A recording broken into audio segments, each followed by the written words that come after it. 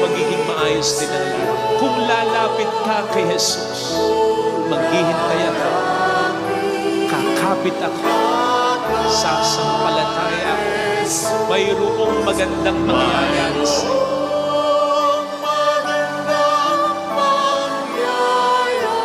Patatagin mo ang pananampalataya kung lalapit kay Jesus. Hindi mo talaga kailangan kayaning mag-isa. Kahit anong gawin mo, hindi mo kakayaning nag-iisa. At tinakda ng Panginoon yon para mas maalala mo siya, para mas kumapit ka sa Kanya. Alam kong may magagawa, makapangyarihan siya. Alam kong may magagawa ang Diyos. Naniniwala